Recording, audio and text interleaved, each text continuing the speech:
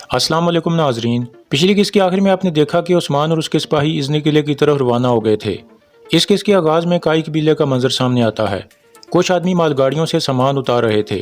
बाला खातून को उदास देकर गोंजा पूछती है, क्या तुम उस्मान के बारे में सोच रही हो बाला? तो बाला कहती है, हाँ, मैं चाह कर भी पुरसकून नहीं हो पा रही। फिर सुलजान खातून कहती है, कहीं ओरहान को ठंड न लग जाए, आप अंदर चली जाएं। यह सुनकर बाला और गोंजा वहाँ से चली जाती हैं। इसी दौरान सिपाही मालगाड़ियों से सामान उतारने में मसरूफ़ थे।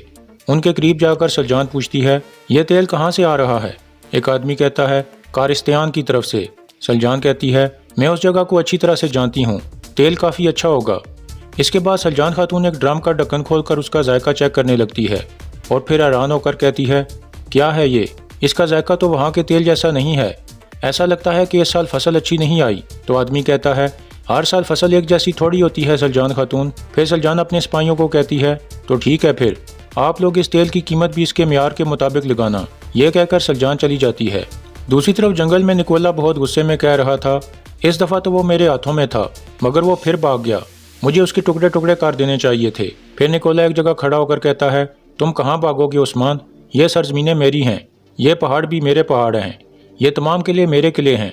मैं कैसर का बेटा आया निकोला हूँ, तुम भी मेरे हो उस्मान। मैं जानता हूँ कि अब तुम्हारे साथ क्या करना है। मैं तुम्हारे हाथों और पाँव को छोटे छोटे टुकड़ों में काट डालूंगा। मैं तुम्हें बेड़ियों और गीदड़ों से भरे पिंजरे में फेंक दूंगा, लेकिन ये तुम्हारे लिए बहुत कमज़ोर मौत होगी उस्मान। मैं अपने हाथ में पकड़ी तलवार से तुम्हारा सर काट कर अपने घोड़े के पीछे लटका दूंगा और फिर उसे तमाम तुर्क कबीलों में घुमाऊंगा ताकि वो सब देख सकें।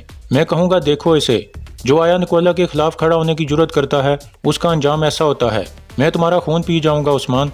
तुम ये बिल्कुल ना सोचना कि तुम ये जंग जीत गए हो। ये जंग आज रात खत्म होगी उस्मान। क्या तुम समझ गए आरगोस?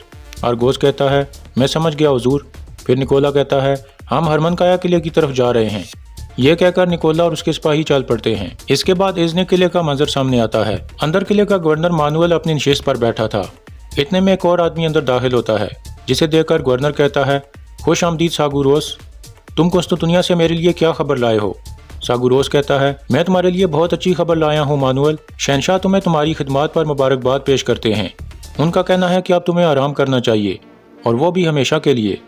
मानुअल कहता है, क्या तुम मुझे तख्त से उतारने आए हो? सागुरोस कहता है, इस इलाके में आखिरी हुक्म शहनशाह का होता है। यह सुनकर मानुअल कहता है, सिपाहियों, गवर्नर सागुरोस को बाहर निकाल दो। लेकिन सिपाही कोई हरकत नहीं करते। फिर सागुरोस कहता है, सिर्फ तुम्हारे ये सिपाही ही नहीं, बल्कि ये पूरा शहर अब मेरे हुक्म पर चलेगा। यह कहकर वो एक सिपाही को इशारा करता है तो वो मानुअल की गर्दन पर खंजर रख देता है। फिर मानुअल कहता है, तुम तो मेरे दोस्त थे। सागुरोस कहता है, दोस्ती हमेशा लालच के सामने हार जाती है। तुमने अपनी हदूद से तजावज़ करके शहनशाह के तख्त तक पहुंचने की जुर्रत की है। मानुअल कहता है, यह दुरुस्त नहीं है, यह तुम्हारी एक चाल है। तुमने शहनशाह को मेरे खिलाफ भड़काया होगा। सागुरोस कहता है, तो इसका मतलब है कि शहनशाह को मुझ पर यकीन है। इस तरह गवर्नर मानुअल को मार दिया जाता है। इसके बाद रात का वक्त हो जाता है। हरमनकाया किले में गवर्नर कोशिश कह रहा था, मुझे खुशी है तुर्गत साहब कि आप तमाम पुरानी बातों को बुलाकर एक बार फिर मेरे पास आ गए। तुर्गत कहता है, मैं कोई भी बात नहीं भूला कोशिश, मारी जानती है। मैं ये सिर्फ अपने कबीले की सलामती के लिए कर रहा हूँ और तमाम तुर्क कबाइल के लिए कर रहा हूँ। मारी कहती है, जब हम मायदा कर लेंगे तो आपको सरदार उस्मान के खिलाफ खड़ा होना पड़ेगा। यह सुनकर तुर्गत कहता है, मैं सरदार उस्मान के साथ ही कब था, मैं आखिर क्यों डरूंगा उससे? इसके बाद कोशिश कहता है, आज के बाद से आप हमारे काफिलों की हिफाजत करेंगे। वो आपके इलाके से गुजरेंगे और आप ही उनकी हिफाजत के जिम्मेदार होंगे। मैं जानता हूँ कि हम लोग इस वक्त एक मुश्किल सूरत हाल में हैं, इसलिए मैं आपको पहले से ज़्यादा कीमत अदा करूँगा। तुर्गत कहता है, मेरा इस मायदे को कबूल करने या ना करने का फैसला तुम्हारी दी गई कीमत के मुताबिक होगा कोशिश। फिर कोशिश कहता है, जो भी काफिला सही सलामत मंजिल तक पहुँच जाएगा उसमें से हम जो मुनाफा कमाएंगे उसका आधा हिस्सा तुम्हारा होगा। तुर्गत मुस्कुराते हुए कहता है, यह एक माकूल पेशकश है, मैं वैसे भी इससे कम कीमत पर कबूल करने वाला नहीं था। फिर कोशिश कहता है, इसका मतलब है कि आपने हाँ कर दी, हम दोनों एक साथ ज़्यादा ताकतवर हो जाएंगे। मुझे खुशी है कि हमारा इत्तेहाद हो गया। तुर्गत कहता है, अगर हम साथ काम करेंगे तो मैं अपने आप को एक अच्छा इंसान साबित करूँगा, बस कभी मेरे खिलाफ मत खड़े होना। आखिर में तुर्गत मुस्कुराते हुए कहता है, तो फिर दुआ है कि यह मायदा सबके लिए अच्छा हो। मारी और कोशिश भी मुस्कुराने लगते हैं। फिर तुर्गत वहाँ से चल पड़ता है। ऐन उस वक्त निकोला भी वहाँ पहुँच जाता है।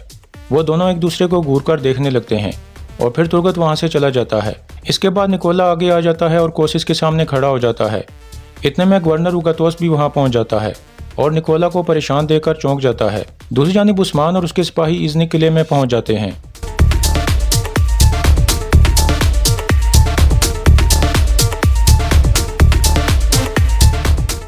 عثمان اور ملن خاتون نئے گورنر کے سامنے پہنچ جاتے ہیں تو گورنر ساگوروس کہتا ہے، خوش آمدید عثمان صاحب، آپ کی آمد کی خبر مجھے مل گئی تھی۔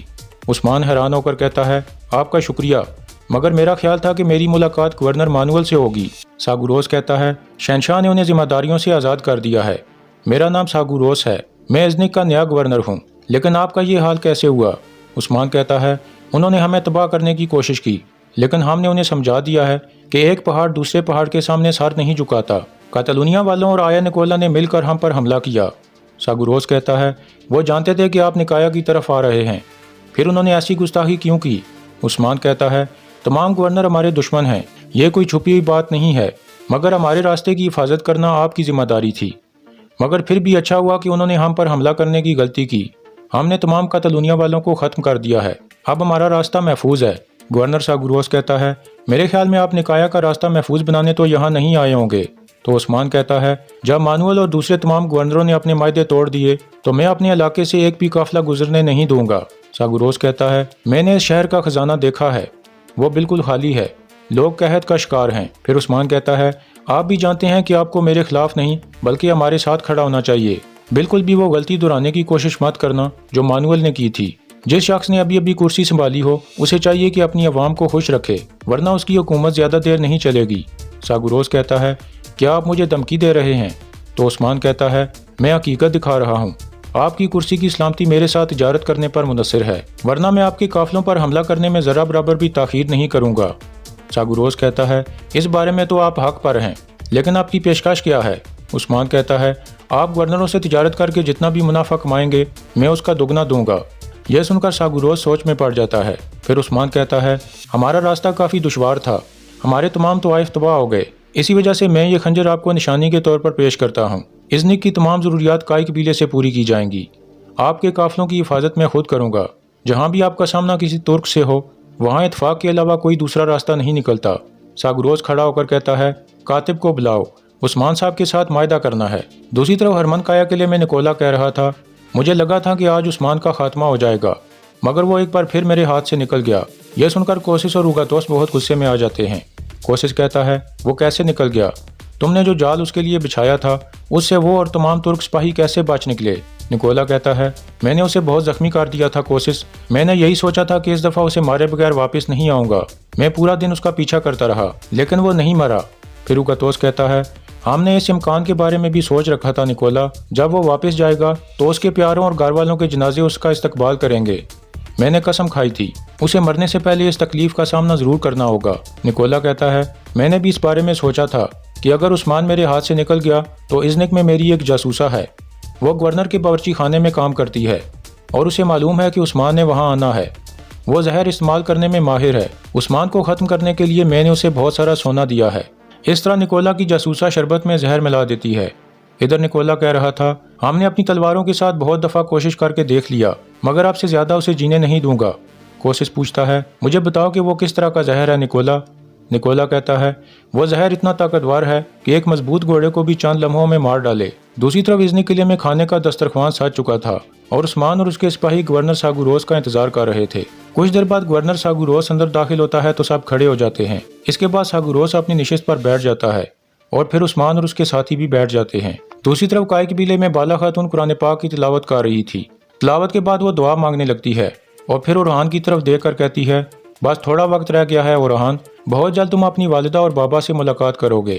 اسی دوران جولیا اور اس کے ساتھی ڈرموں سے نکل کر باہر آ جاتے ہیں اور آہستہ آہستہ آگے بڑھنے لگتے ہیں۔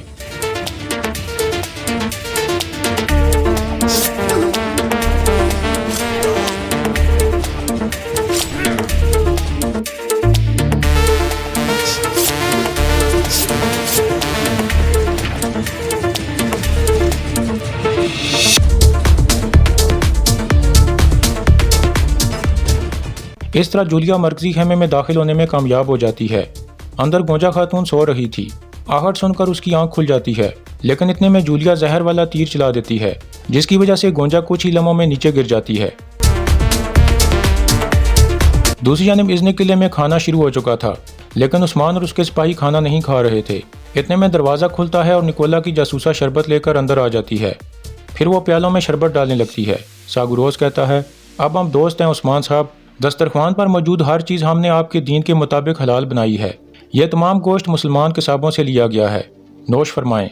उस्मान कहता है, अगर आप कह रहे हैं कि ये हलाल है तो फिर हम खाना शुरू करते हैं। यह कहकर उस्मान कलमा शरीफ पढ़ते हुए रोटी तोड़ने लगता है और फिर खाना शुरू हो जाता है। इसी दौरान वो औरत गवर्नर के प्याले में भी शरबत डालने लगती है। इसके बाद सब लोग खाना खाने लगते हैं। काय कबीले में गोंजा नीचे गिर चुकी थी। इसके बाद जूलिया मरकजी खेमे की तलाशी लेने लगती है ताकि वो स्लीप के टुकड़े वाली अमानत हासिल कर सके। कुछ देर की तलाशी के बाद वो अमानत उसे मिल जाती है, जिसे वो चूमती है और फिर बाहर की तरफ चल पड़ती है। इतने में उसे बच्चे की रोने की आवाज़ आती है तो वो रुक जाती है और फिर अपनी तलवार निकालकर साथ वाले खेमे की तरफ बढ़ने लगती है। वो दरवाज़ा खोलती है तो अंदर बाला खातून सो रही थी। यह देखकर जूलिया मुस्कुराने लगती है और आहिस्ता आहिस्ता आगे बढ़ने लगती है। फिर वो देखती है कि झूले में एक बच्चा पड़ा है। इसके बाद वो दिल में कहती है, मैं तुम सब को मार डालूंगी। दूसरी तरफ खाना खाने के बाद सब लोग शरबत पीने लगते हैं, जिसमें निकोला की जासूसा ने जहर मिलाया हुआ था। गवर्नर सागुरोस और उस्मान के साथी भी शरबत पी रहे थे। कुछ ही देर में जहर अपना असर दिखाने लगता है और सब की हालत खराब होने लगती है।